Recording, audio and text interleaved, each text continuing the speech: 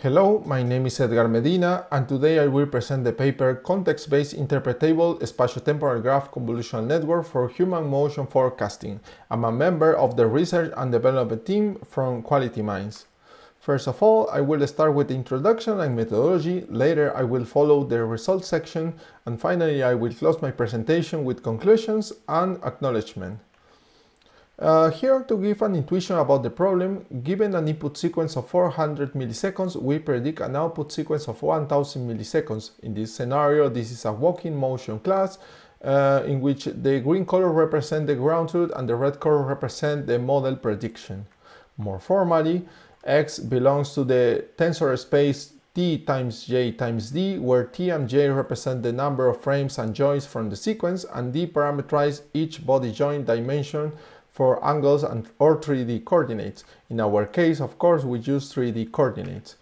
The models receive historical input poses and predict a sequence of poses. The tensor spaces here are pretty similar, however, the number of frames in input and output can differ, so T1 or T2 are not necessarily equal.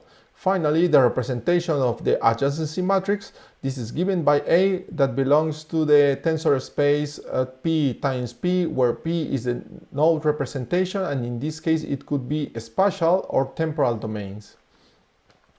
Later here, our model architecture, we build a model not only for post-sequence prediction, but also for output understanding via importance feature and connectivity matrix, similar to previous work.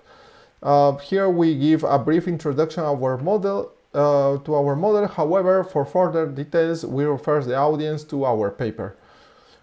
In this part, we use the 3D coordinates and we compute the trajectories and aggregate the instance velocities and accelerations. Later, this is fed into the encoder part that have the dynamic spatio-temporal GCNs, and this is feed-forward connected 5 times.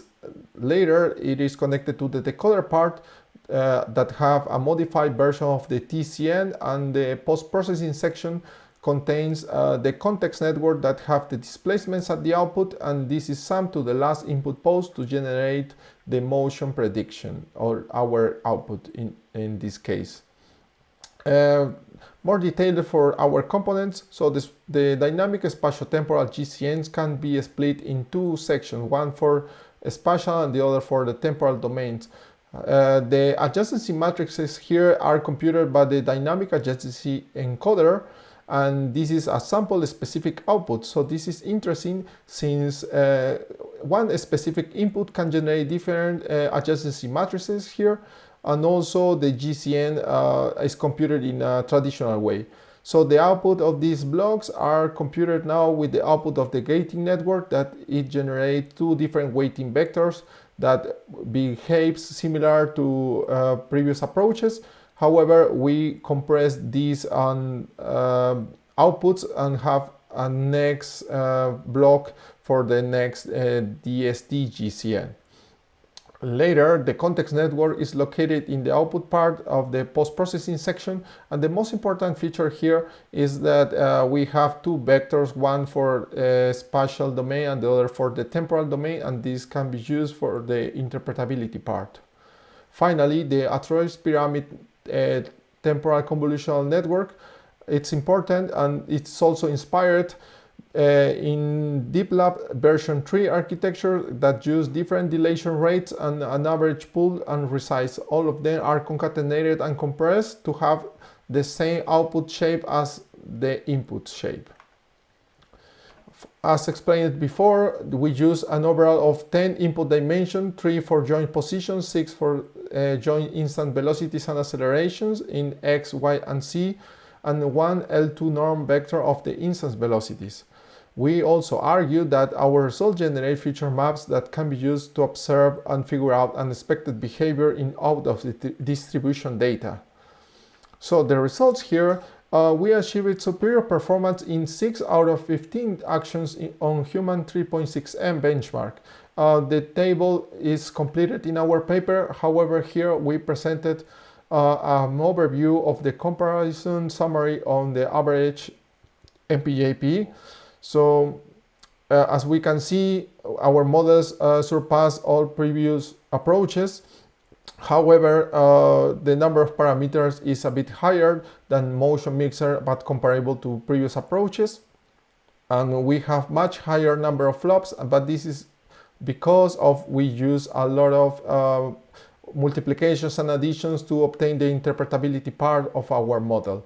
We repeated the training several times and we obtained the figure in the right side that have the similar behavior to the table in the left side. So we surpassed previous works in 3D PWB and obtained comparable results on the AMASS dataset.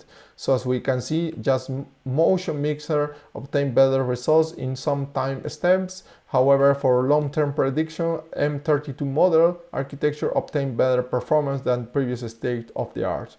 In contrast to this dataset, 3D PWB is also evaluated here, and our models surpass previous approaches in the SOTA models.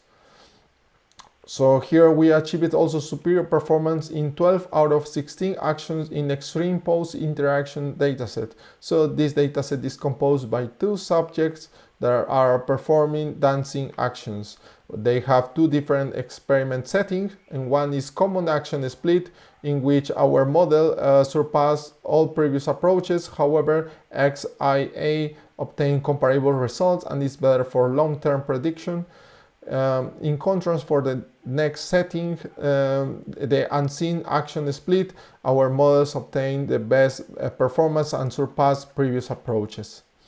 Additionally, we investigated the robustness of the models on OOD samples. So as we can see, given a rotation of the input poses, so we obtain a flat behavior, so it means the MPJP value remains similar. However, we observe an increment of the error in the other topologies.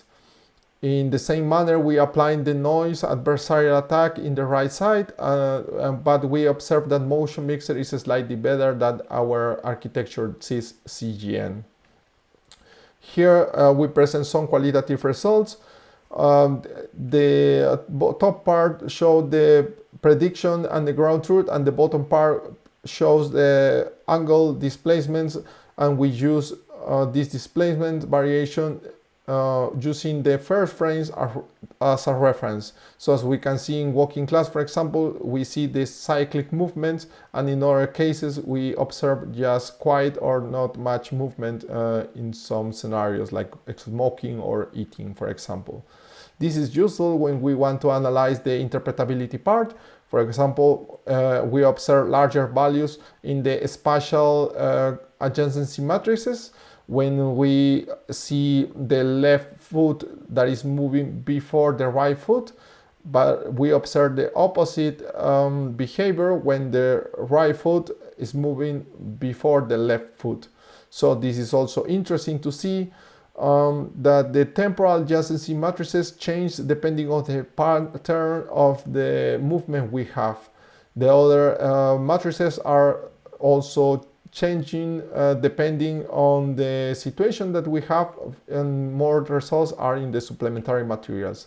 We also make an analysis for the walking together class and sitting class for Euclidean transformations, and we apply rotation, scaling, and the results for this section, the behavior remains pretty similar. However, when we apply the flip part, we obtain a similar behavior only in the walking together. However, in the sitting class, it changed dramatically. We believe that this happens since this action is not cyclic like previous ones. As conclusions, we have introduced a novel architecture for human motion prediction using CGNs. The evaluation showed that our approach obtains comparable and/or superior performance to SOTA models.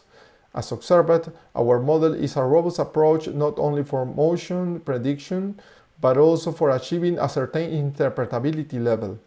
We discussed the effects of the data augmentation and OOD data, and also showed that robustness of our model against previous works.